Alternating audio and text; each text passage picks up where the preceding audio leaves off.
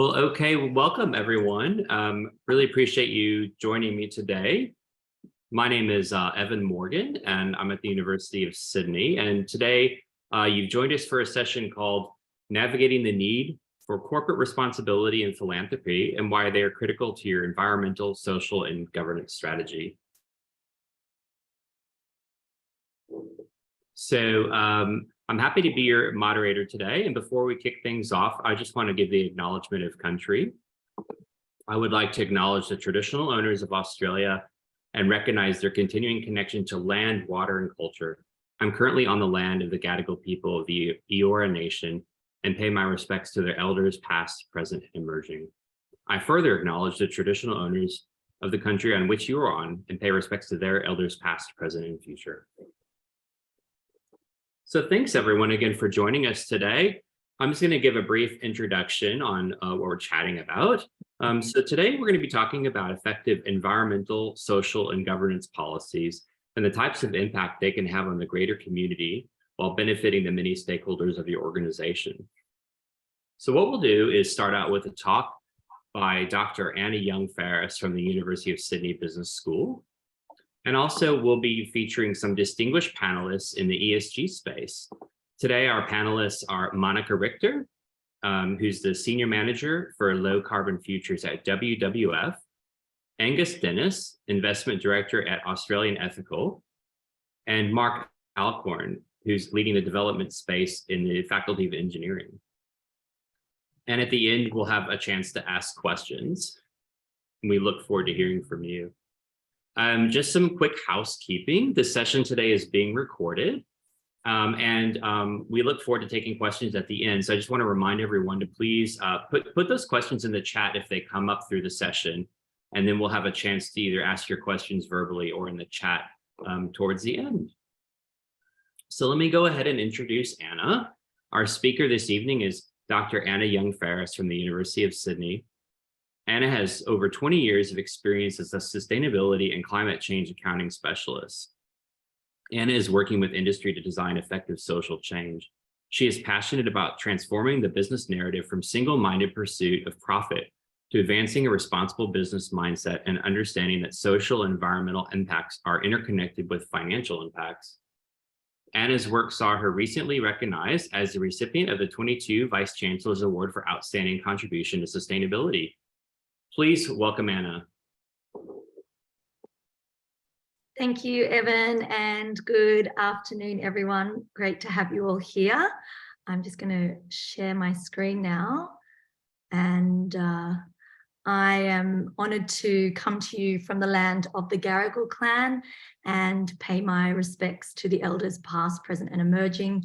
And I always like to just take a moment in these acknowledgements because for the work that I've been doing for so many years and all of our panelists, I think there is a lot to learn from the Indigenous wisdom and how that they don't have these individual ideas. Everything is very collective and they live in harmony with each other and with the environment and you know, see themselves as stewards. So this is really, I think, something that the collective is waking up to, and it's really great to see, and this can be kind of threaded into these conversations we have about ESG and impact. So I'm delighted to be here today and just try to set the scene a little bit, and then, you know, looking really forward to hearing from our panelists about, you know, impact philanthropy. So I'm going to start quite broad around kind of, you know, the general notion of ESG and the kind of the problem or the grand challenges that we have, and, you know, how things are shifting and changing. And look forward to your questions and comments throughout as well. I kind of always start presentations with this picture of this gentleman, Milton Friedman, you may be familiar with. I think that in 1970, he'd said something that really has set in train a way that business operates that is very unsustainable. And that is where he suggested that the only social responsibility of business is to increase profits. And that has led to, you know, mass scale industrialization, exploitation of nature, exploitation of humans, to land us into the state that we're in today. So I also then at this point love to just kind of talk about, well, what is the stage and where is it that we want to try to get to? So I draw a lot on the work of Kate Raworth, who is very kind of critical of Friedman and, you know, the likes of all the shareholder primacy developments and economic growth that has happened. And so she has this model of the donut, and you'll see here that we have, you know, the ecological ceiling, which is the outer layer, which where, as you know, the boundaries of the planet. So climate change, we don't want to overshoot on climate change. We don't want to overshoot on biodiversity loss. So that's the outer rim. And then the inner rim is called the social foundation. And so this is really highlighting all of those basic needs that humanity has the right to. You know, if you're a human born on this earth, you have the right to food, water, energy, health, education, and so on. And so, you know, key is that we want humanity to be all of humanity, not just the, you know, the top 20%, but actually all of those, and particularly the 5 billion people that live on less than US $5 a day, to be sitting in that safe space. And what we have is this kind of, she calls it humanity's selfie, and it's pretty alarming. We know that we've certainly overshot on the climate change boundary, biodiversity loss is coming in, and of course the social foundation we are completely falling short of. Another great kind of resource, just to put it in context, what is the issue? Why do we need to talk about ESG, environmental social governance? And then, you know, later on, what it can be the role of philanthropy in that. And so if you look at the World Economic Forum, again, you'll see the top 10 risks in terms of the likelihood of these events occurring. Extreme weather, we're very familiar with that in Australia, particularly on the East Coast with the flooding. We've also had the bushfires, and that's just in the last 3 years. And you can kind of look down this list. I think, you know, cyber attacks, this was 2019. That's probably kind of moved up in terms of the likelihood in the last couple of years as well. And you can also see the risks in terms of impact. So again, just really trying to set the scene on what is the issue. So in terms of this acronym, you know, some of you may or may not be familiar with ESG, and this is environmental, social, and governance. And this is sort of an acronym that came to fore in the early 2000s, and particularly the investment community were really responsible for bringing this into the vernacular of investors in particular. They found that sustainability was a little bit too fuzzy. This was some of the research I was doing way back then. And this term, you know, gave, I guess, a context and a voice to some of these issues that we had for many, many years, and since sort of the 1970s and before that, kind of left out of the common business framework, and particularly the common shareholder framework. So you can see the sorts of issues that fall into play when we're talking about environmental, social, and governance. And then also, you know, I'm sure if you've been attending this conference the last few days, you will have also heard about the Sustainable Development Goals, which for me are just a refining of environmental, social, and governance. And, you know, again, I don't really like doing these categories too much, but it is good for helping us understand what are the issues. But also, I don't think it's that clear cut that, you know, an environmental issue sits in green and it just stays there, because there's a lot of interconnection. You know, something like climate change, you'll see it here under environment, you'll see it here under governance, but I also think it should be here under social and the impacts it can have there as well. And so that's just one example of the complexity of these issues, but also the multidisciplinarity of the issues, why it's so important that we all need to do our piece in addressing them in whatever way we can. So here's a little bit talking about the SDGs, and this one always kind of raises a few concerns. This is Australia's SDG dashboard. So the SDGs, in case you weren't aware, 17 goals. Underlying those 17 goals, though, are 169 targets. So that's where the real detail comes out. And, you know, this is a 2030 agenda. So we're about 7 years away from 2030. And you can see here, if we had a green here, that would mean we've achieved that SDG. And in Australia, unfortunately, we are, lagging behind. And you can look online and find, compare all of the different nations to how they're going. One of the ones that always sort of strikes me, and particularly as we're in a circular economy conference, is that we have, I think, the worst domestic material consumption rate of all, economies. So that's pretty eye-opening. We also have the highest per capita greenhouse gas rate. Obviously, that is, we do have a small population with huge coal reserves and exports. But again, for a small little nation, we're certainly having an impact and not necessarily in the direction that we want. So, setting that scene, giving you that big context, giving you Australia's kind of position in that, what is happening is that everyone's waking up. Even the US, the SEC is waking up to climate change finally. And so investors, and we're going to hear from Angus on more of this in the panel discussion, but investors are ready to act. So this is from a PricewaterhouseCoopers global investor survey that they run each year. And, investors are saying that ESG risks are an important factor in investment decision-making, 79%. So this is my area of expertise in terms of my academic research. And, I did a PhD nearly 10 years ago on this notion of ESG integration. And back then, it was not what we might like to say is mainstream. It was certainly, a few individuals, a few teams, a few firms sort of looking at this, but it was kind of, boutique. It wasn't really the core of business. And so what's happening is we're seeing this shift, and businesses are realizing that actually their core business strategy needs to be responding to these ESG issues and impacts. You'll see as well, funders, government agencies, banks, philanthropists are all kind of wanting this funding and ways and means to achieve those 17 Sustainable Development Goals. We also have, big corporations, KPMGs, realizing that there is this multi-million-dollar business in terms of putting a focus on ESG and helping other organizations, change their strategies or improve their strategies and the types of products and services they're delivering. And as well, consumers, the millennials, everybody is kind of moving. There is this collective awakening, moving towards this direction of realizing that we need to consider these issues.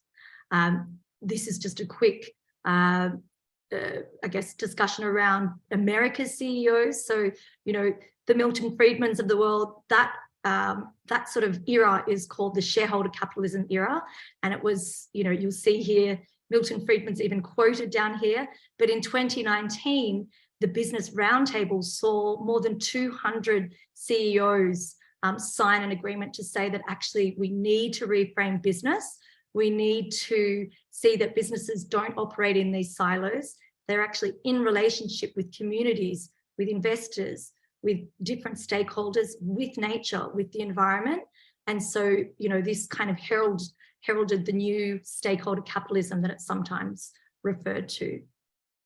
So a little bit of a kind of evolving landscape of ESG and how this has shifted over time to where we are today. And, certainly in the 1970s, it was very much a compliance type mindset where, companies, organizations would do the bare minimum because they thought that their only pursuit was to increase profits for shareholders. Then kind of fast forward to the 1990s, we started to see the growth of concepts like corporate social responsibility or triple bottom line. I mean, I did my honors on that too many decades ago now, triple bottom line accounting. So this was bringing these ideas into the business context.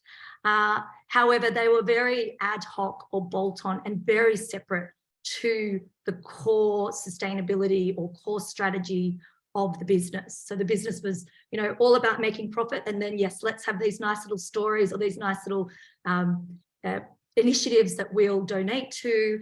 and then we'll do our core business over here, which may be completely misaligned.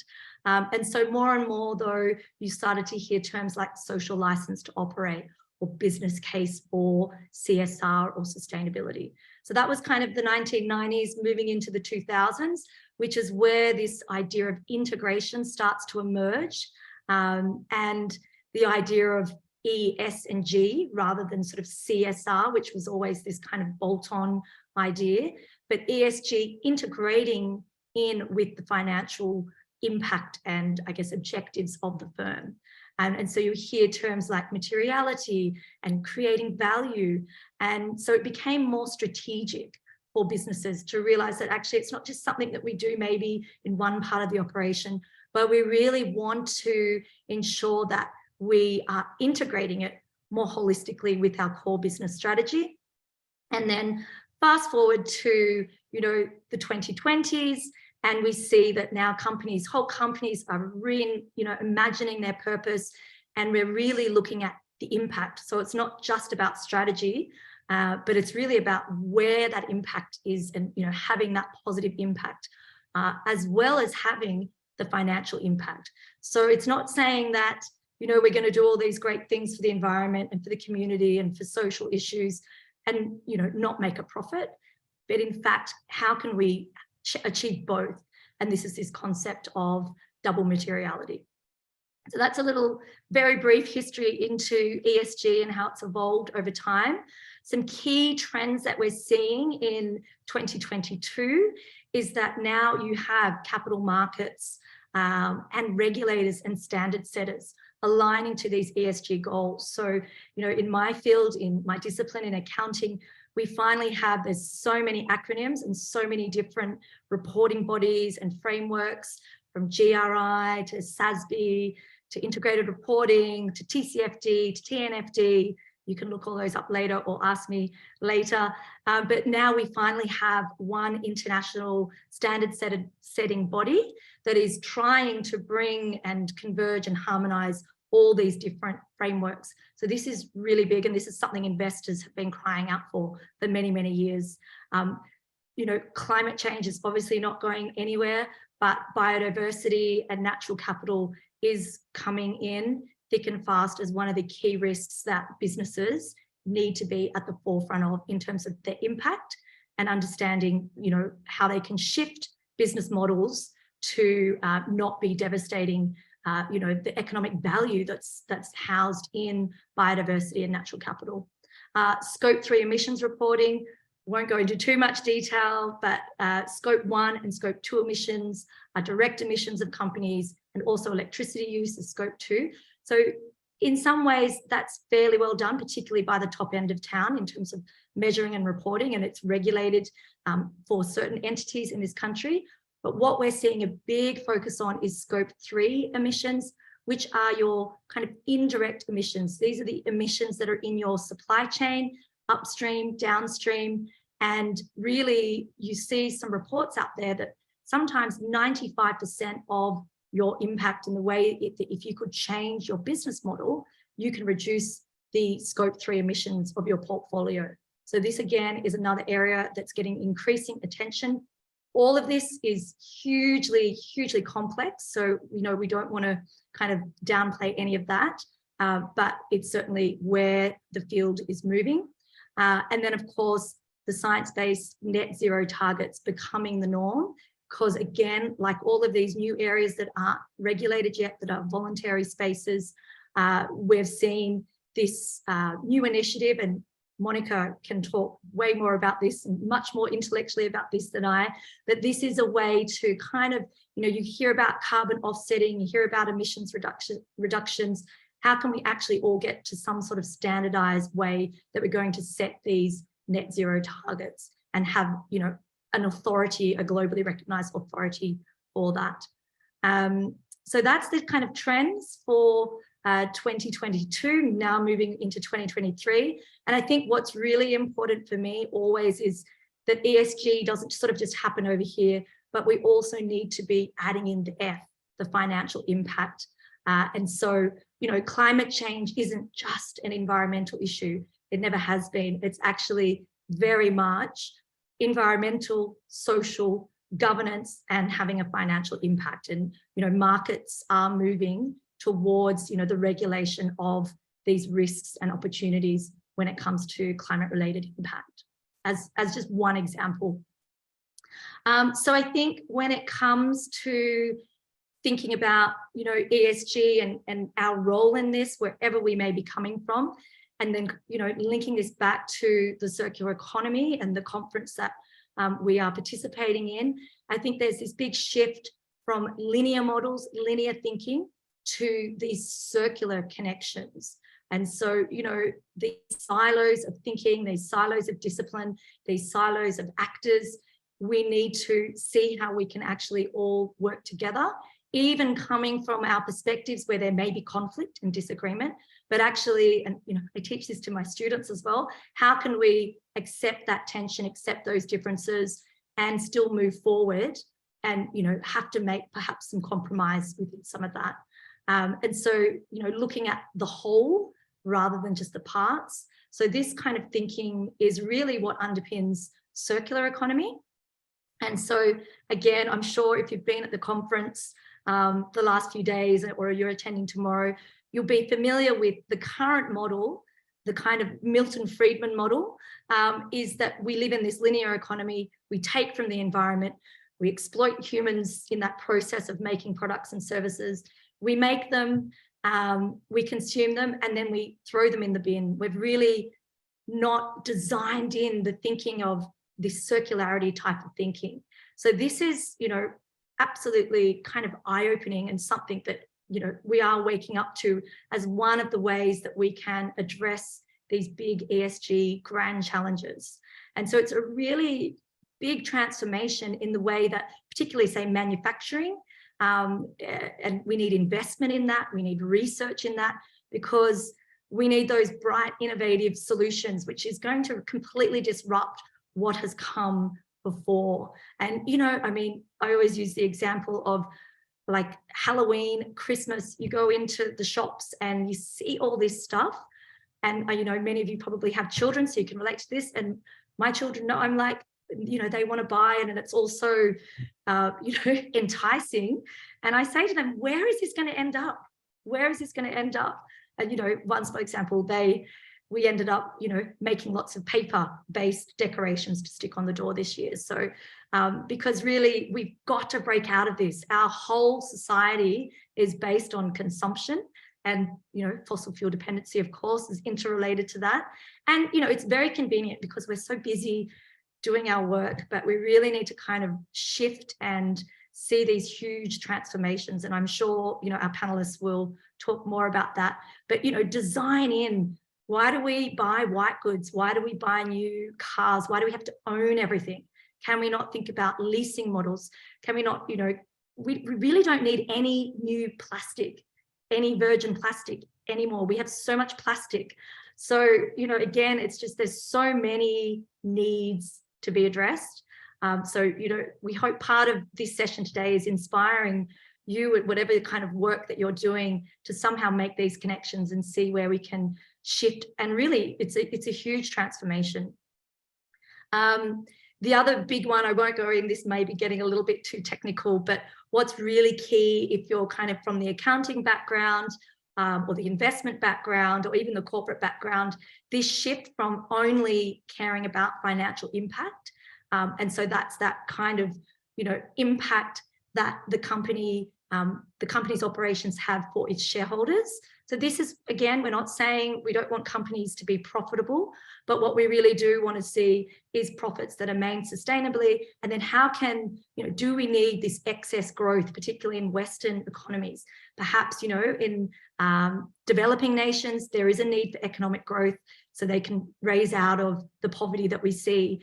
But do the advanced nations need to constantly make so much profit? And, we know that the wealth is shared by a minute few, and then it sort of, trickles down eventually. So this is the idea that, yes, we still want to have a positive financial impact, but how can we channel those funds into having a positive impact also on the society. So this is this notion of double materiality, which is slowly starting to creep into the business conversations, where businesses, will act, and this comes back to kind of redesigning that whole core business strategy. So we're not only having a financial impact, but we're also having a positive impact outwardly on the community, on the environment, and seeing that there is this, like our Indigenous ancestors and that Indigenous wisdom, that there is a relationship between all stakeholders and the environment, and how do we kind of respect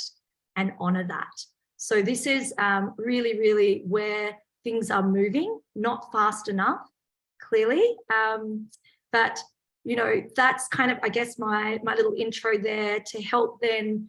I'm not the expert in impact philanthropy, so that's why I'm really pleased that we'll be talking to Monica, Angus and Mark, who'll be able to kind of say, well, how can these partnerships, collaborative partnerships from different stakeholders, large or small, how can we actually have this lasting change in society so we can move out of that shareholder capitalist model into the stakeholder model, and, drawing on other branches of wisdom beyond kind of the Western models that have got us into these challenges in the first place.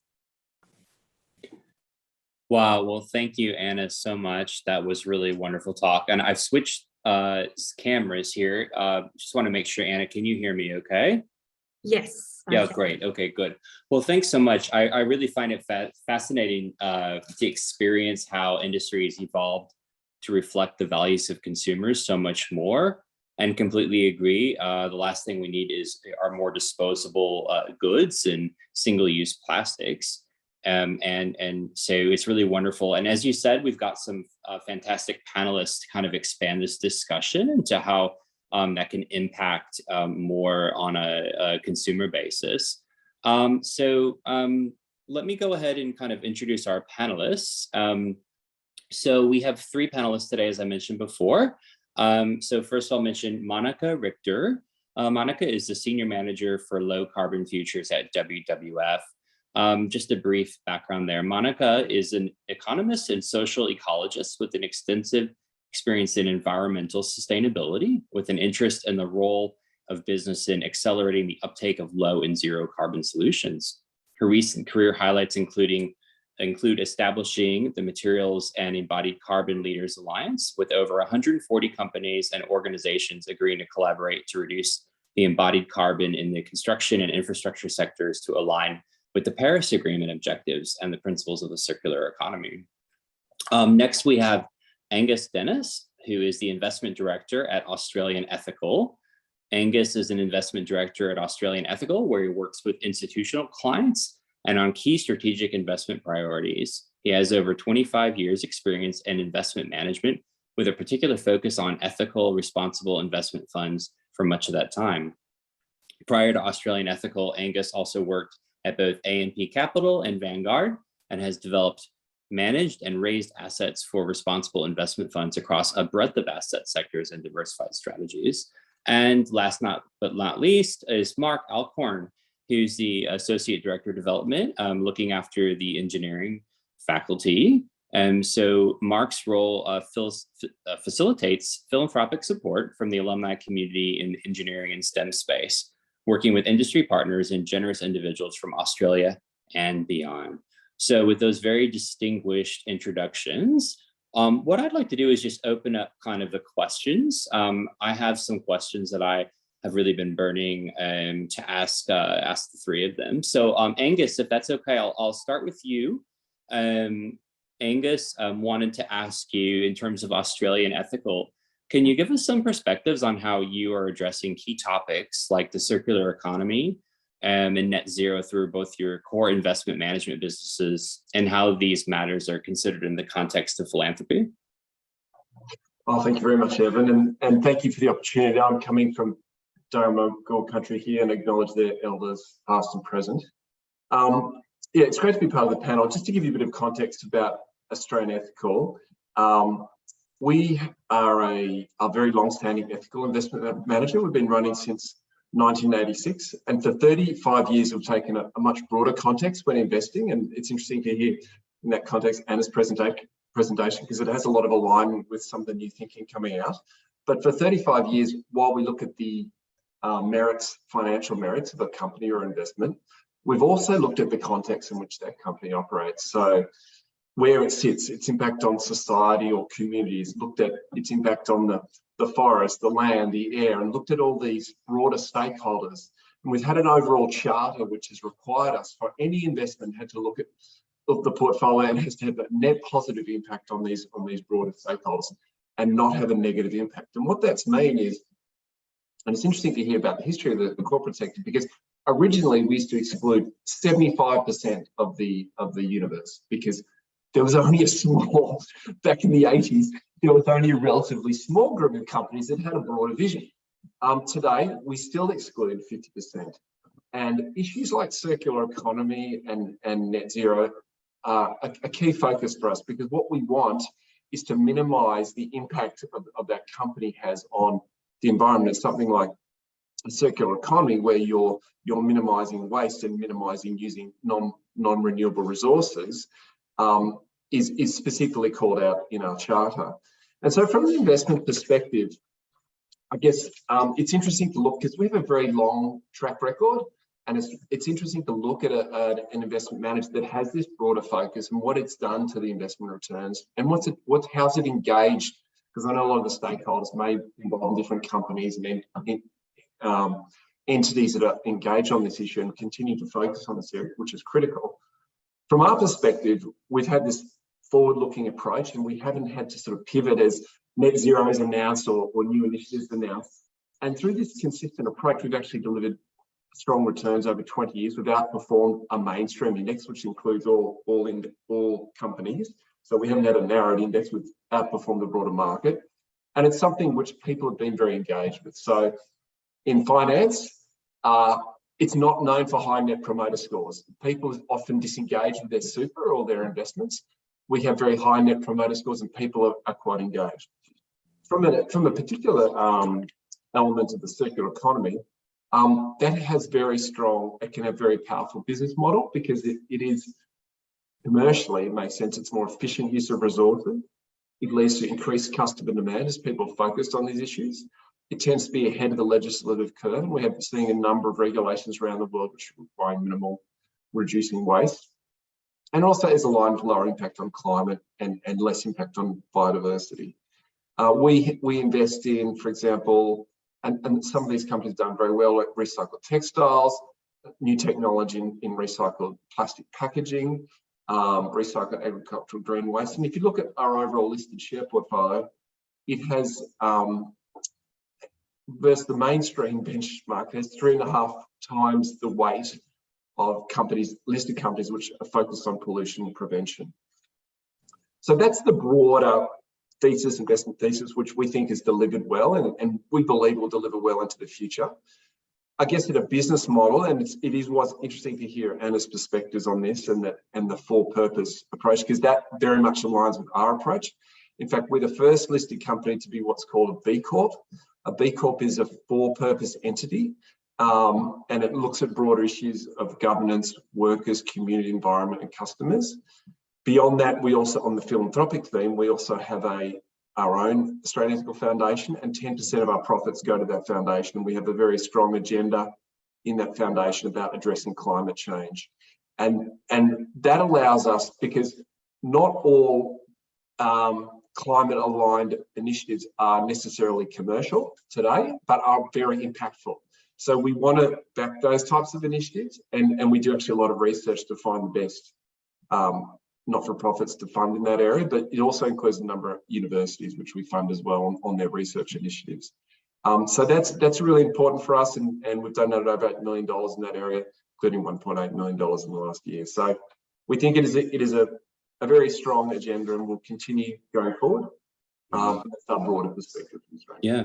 That's fantastic, Angus, and kudos to Australian Ethical for making such great contributions, both financial and otherwise. And what I was wondering about in terms of your collaborations with the universities, you mentioned there's been several. Can you speak to those, some of the university collaborations and philanthropic avenues that intersect with the circular economy? Yeah, sure. So, I mean, we have multiple points of contact with universities. Obviously, a lot of great graduates coming through the university, and it's great that the University of Sydney has this broader focus across faculty. And I know Anna's work in the business faculty. It's not just, we're not just looking at the environment on science and engineering and some of the Indigenous work, and the broader focus is of great interest to us. But we also have as I mentioned, we have this philanthropic focus, and a lot of the models that are still emerging need more research to sort of get up and running. And obviously on the research side, there is generally no one better than a research house like a university. So we do for those non-commercial models, we have philanthropy. Then we have private equity, where there's a number of startups where we also have the universities involved as well. So we have both elements to it. We also think there's an importance to have dialogue with this broader foundation, philanthropic sector, for them to consider their in terms of circularity, the focus of their investment as well as their grant making. Because if in terms of finance and its circular in its role in terms of moving the environmental agenda forward, because finance can control the cost of capital, and it can also look at things like shareholder engagement, it can play a role there as well. So we think there's a broader engagement, but philanthropy is obviously absolutely key as part of that. Excellent. Well, that's really good to know. And yeah, universities are amazing to partner with. And kind of as you speak about that, I've been aware of several examples where, there's a new technology or climate solution. The world's just not ready for it yet, but the scientists and, looking at how it cuts across to social impact, we know that this is likely to be very important. And that's where philanthropy can play a role. So I completely agree with you there. Great, thanks, Angus. Now I'm going to continue on to the other panelists, but I just want to mention to anyone here, if you have any questions, feel free to post them into the chat. But in a few minutes, we'll have a chance to ask folks further questions for Angus and Monica and Mark. So Monica, I wanted to ask you in particular, what are you observing about the role of impact philanthropy in your role? I'm sure from where you sit at the WWF that you must be quite aware of how that can play a big part. Yeah, absolutely. So I've worked in a range of different NGOs over the last 20 years or so. And, I did my master's degree in the area of corporate social responsibility with the title theme of the corporation as activist. So I've been trying to pursue that pathway. I've followed a lot of the work that Anna, you've sort of laid out, the trends, the various trends. And when it comes to the role of philanthropy, and particularly impact philanthropy, I mean, certainly in the first decade of the 2000s, when we were going out to develop our ideas and to seek investment, philanthropy, whether you're talking about sort of individual giving, the $50 a month or so, or large scale philanthropy, they were really looking to the NGO sector to be providing guidance on what was important to them. And I guess the key trend that I've seen over the last 10 years, in particular over the last 5 to 6 years, has been that the philanthropic community on the sort of the second and third generation of very wealthy families, including those families that have high legacy emissions. They might have earned their wealth from fossil fuel or some other kind of background, and certainly those second and third generation families are engaging more deeply, more ambitiously, very hands-on in driving their own philanthropic journey through this process there. And I think that's a really good thing. they're more educated, they're passionate about the areas that they're deeply passionate about, and they're looking to deploy their money often quite quickly. They want to see that, that impact, and they work very closely with an organisation like WWF and many other not-for-profit organisations and probably universities as well to really identify and work on what is that sweet spot, for impact reward, to be able to make the significant changes that we need to make in society around that systems change piece. So I'm really looking forward to seeing how impactful the philanthropy can be. And we've also seen, and we should also make because Boundless Earth, which is a philanthropic organisation in Australia, has been set up by some of the very wealthy people in Australia, Atlassian's CEO, and very, very ambitious program of action that they are undertaking to achieve change, and at the same time deeply engaging on trying to shift, in this case, the energy system through the change or the change of boards on AGL. So I think we're seeing not just investing for impact, but getting one's hands dirty and being able to really change and shift the capital very quickly, which I think is also a fantastic thing to see. Thanks. Yeah, I think it's amazing, and you speak about Boundless Earth and these big audacious goals, and the fact is that they're not simply giving money away, that they're really doing it actively, and they're really doing it in a way, kind of an agile fashion, where they're kind of scoping out large problems, but working them in very small quick ways, and then kind of getting to that next stage, and then scaling that up gradually over time as a way to solve problems. It's a new area, I think, for a lot of us have worked in philanthropy for a long time, but we very much welcome this active partnership, because what it results in is a greater impact. So thank you. And I wanted to also ask Monica just about, are there, do you see any key challenges and opportunities along the lines of, resolving some of these significant issues, especially in regards to the circular economy? Yeah, I was reflecting on what Anna was sharing with us earlier, and my own journey, and particularly in the last 10 years, seven years that I've been at WWF. And you mentioned the science-based targets program. So in 2015, in the lead up to the Paris Agreement, a group of NGOs came together to support the development of the science-based targets initiative, which for the first time, did two things. One was get companies to be thinking about carbon budget. It's not that long ago, we weren't thinking about a carbon budget. It was for the first time people going, wow, there's a limited budget. About 600 gigatons to 1,000 gigatons we have left to burn if we want to keep warming to 1.5 or well below 2. Right, so that's one change in mindset.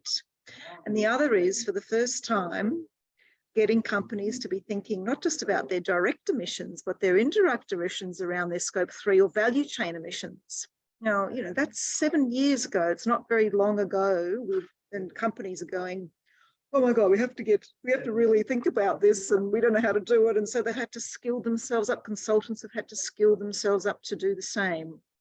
So as Anna also identified, we've got the science-based targets for nature and the biodiversity. So we will see more of the systems thinking, developing, how you can track companies to be achieving that change at the same time as we drive that circular economy piece and those planetary boundary pieces.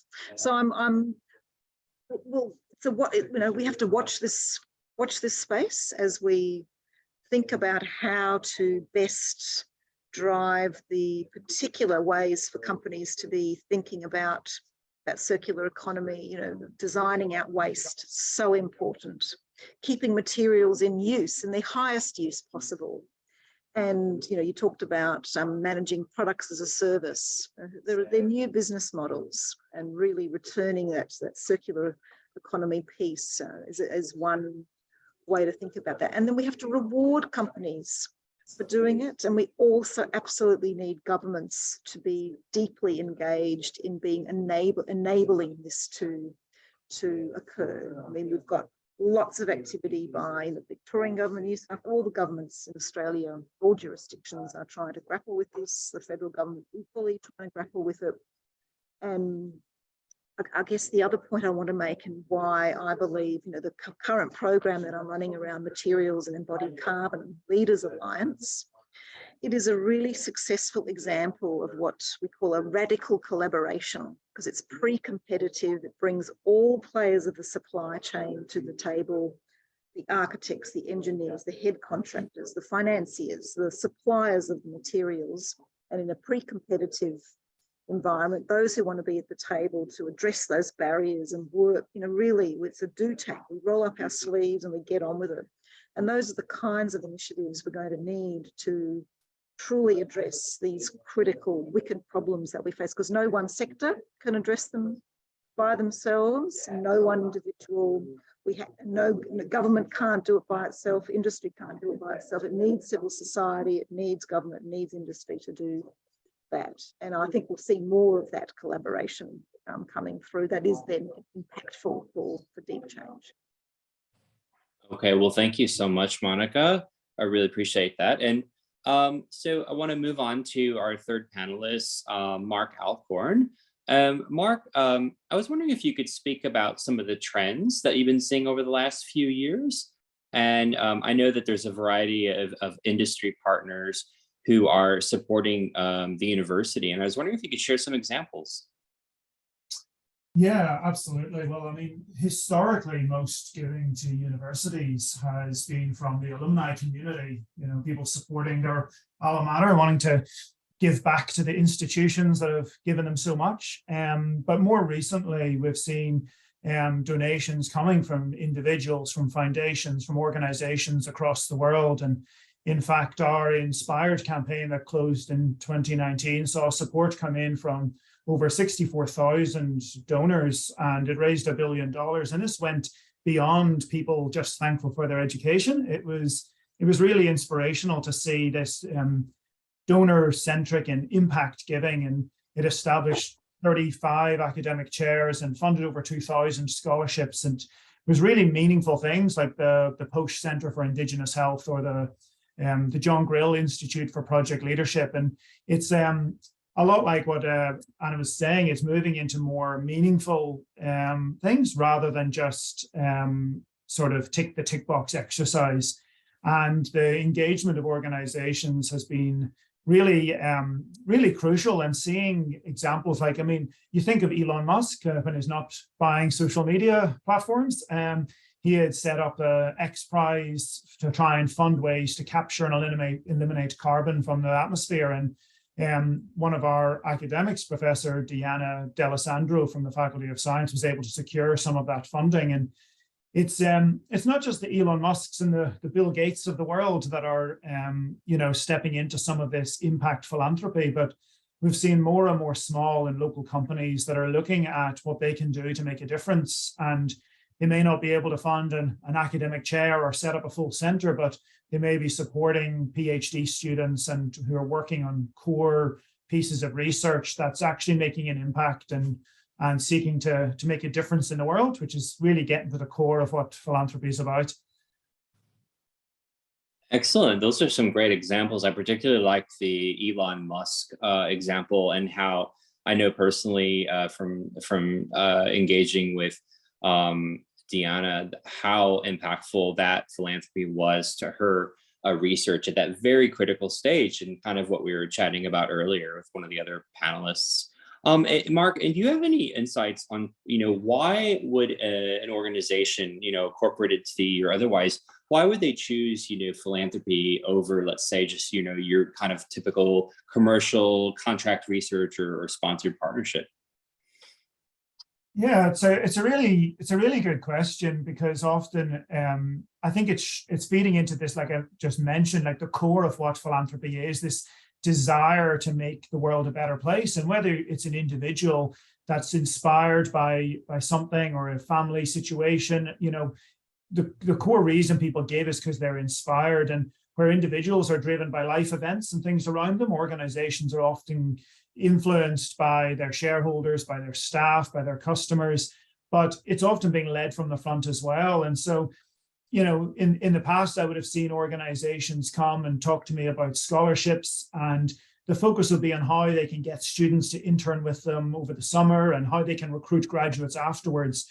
And that's fantastic. We really love our industry partners, and we love to have these amazing opportunities for our students, but they often would sit in more of a sponsorship commercial arrangement whenever those factors become front and center. But more recently, I've been having conversations with companies, and they're asking, how can they maximize the impact for the students, or how can they support more women to study STEM, or attract more Indigenous students to come to the University of Sydney? And they're really looking to shape scholarships, not about what they can get out of it as an organization, but how they can maximize the impact for the students and their life. So I think organizations also need to be, and are wanting to be seen to be walking the walk and not just talking. They don't want to just have their policies up on the website and their click the link on their page that talks about their social responsibility and their ESG strategies over there. They want to be have it as a core part of their culture that they're actually living out and demonstrating in real life.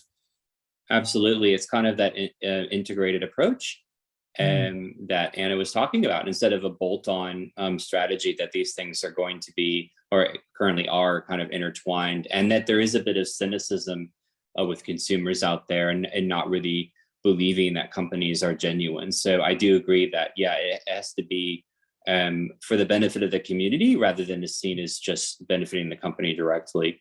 That's wonderful. Well, we have a few minutes left. I will go through our chat really quick. Let's see here. Okay, so we have a question sent from one of the groups, one of the members here. So is the purpose of philanthropy and ESG to invest in the future of industry? So Angus, would you like to take that question? I can repeat it again. The person's asked, so is the purpose of philanthropy and ESG to invest into the future of industry? I think from our perspective, like, our philanthropy is not really, it's not about early stage industry. We have another arm, which is investment, which is early stage sort of companies. The philanthropy is about where there's a sort of a clear environmental need, in our case, that it may not be currently commercial. I mean, we do have a few examples. For example, we are supporting on the circular economy side, like alternative proteins, and that model is taking a while to get up and running and have broad support. So we have supported an industry-wide sort of initiative to raise that profile, because we're very concerned about land clearing, but a lot of that's around cattle. So we are trying to support at a broad level the industry, if you like. It's not so much picking a particular company or a product. It's about supporting very high impact environmental initiatives, which may not have an immediate commercial outcome. That fits with our foundational chart. Excellent. Thank you so much, Angus. Yeah, I agree. Like we were saying, with the purpose of philanthropy, I think in ESG is going to be around the impact benefit to the community that mirrors the values of your potential stakeholders. I think that would be a good way to look at it, and that could be benefiting industry, but not necessarily. Great. We have an inquiry or comment from Phoebe, and I'll just read this out. Phoebe is asking our amazing panelists. Phoebe's working with an early stage startup founders at Founder Institute to help build their ideas into fundable companies. She'd like to integrate the concepts of circular economy, net zero, and climate action into the design of the program. So to help all early stage founders to consider these subjects when building their early stage companies, regardless of the type of the ideas they're working on, what would be the most critical topics you'd recommend to educate early stage founders on? I think this is an interesting question. And I would say, just from my own perspective, that universities are amazing incubators for companies. And there are some resources, not to pitch my own institution, but we do have the Sydney Knowledge Hub, Phoebe, and I would recommend kind of getting in touch with the Knowledge Hub and looking at the resources, because that's definitely in the space that they work. But I will pitch this. Do any of the panelists want to help Phoebe kind of get resources to kind of help educate early stage founders? Have a go at that. So there's a number of organizations that are helping, that are in the circular economy space. Planet Arc and their ACE Hub, Australian Circular Economy Hub. They've got a lot of resources on their website. It's worth having a look at that. Circular Australia as well, and one of the professors at the university, Ali Abbas, he is the inaugural chair of the Australian Circular Economy, so he'd be a good person to tap into. And I think in terms of the things that are necessary, new business models. So one of the things I would draw out is, how do we actually shift business models so that we're no longer buying products that we own? But if there's a way for businesses like a Good Guys, you go and buy something from Good Guys, and 2 years later you have to go and change it and buy something else or upgrade. Imagine if they took it back, you just rented it for a period of time, they took it back, there would be an incentive on their part to make sure it has the highest quality parts, that it wouldn't break down, that they could reuse, repurpose, remanufacture in ways that could utilize all of the bits and pieces, but it would be their responsibility for doing that. So those are the kinds of ideas, I think, if you actually drop down into the different elements of the circular economy, you'll probably find each of them has things that startups can engage in. Mm-hmm. Thank you, Monica. And I'll acknowledge Sasha's comments in the chat. Sasha, I think this issue is incredibly relevant to the wider community because Australia does need to generate many hundreds of thousands of workers in kind of that clean tech and climate change resiliency space. It's incredibly important, and there's a lot of work being done in that space right now.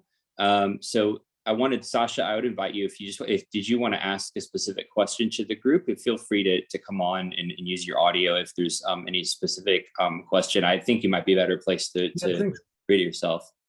Yeah, thanks. I'm a believer. I started a couple of subjects called Design for Circular Economy because we're industrial designers. We make products, we use materials, but my business degree is value chains, and I just wanted to speak the language of business. So I'm not selling myself, but I'm selling it to all our students and all the other disciplines that could benefit from it. So we're trying to build that empathic approach.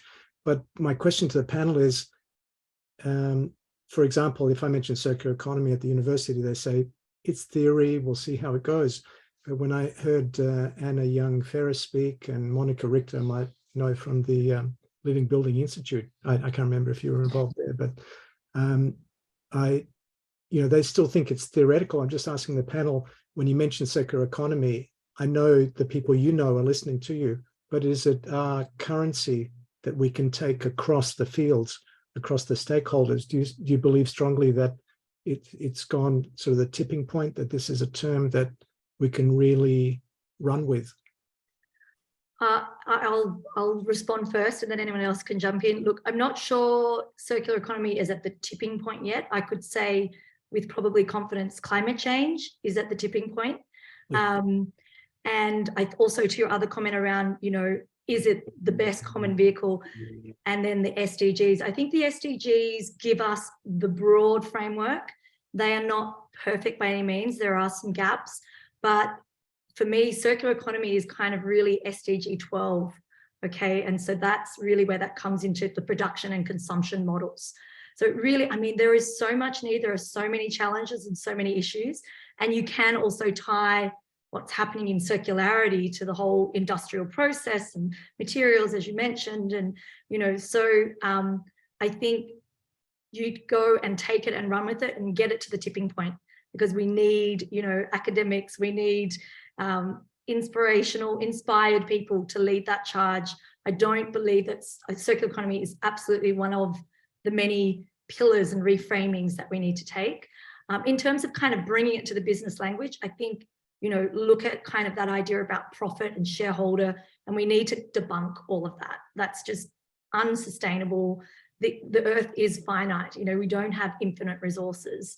And so that links it back to the circular economy idea as well. But yeah, I'd love to say we're at the tipping point. I think we're still just, you know, on the edges, on the fringes for circular economy. I was thinking more about the nomenclature tipping point, saying so many people are talking about circular economy, that's a good thing, and it's getting different fields together.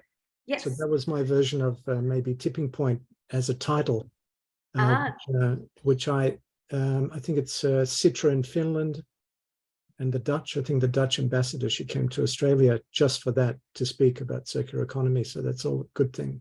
Yeah, look, there's lots of talking going on, which is fantastic. That's where it starts, building that awareness. But then we need investment, we need action, we need complete changing of business models and consumer behavior and all of the above. So yeah, I wish you all the best and hope you can kind of integrate more of that within your teaching and research. Well, thank you all so much. This has been a really great session. I will invite anyone who has any specific questions, everyone on the panel. I'm going to speak for you all that if anyone has any questions, you can find us all on LinkedIn, send a direct message, and we'd be happy to chat with anyone who has questions or follow up on today's session. And thank you so much, and good luck in building your ESG strategies, everyone. Thank you. Bye.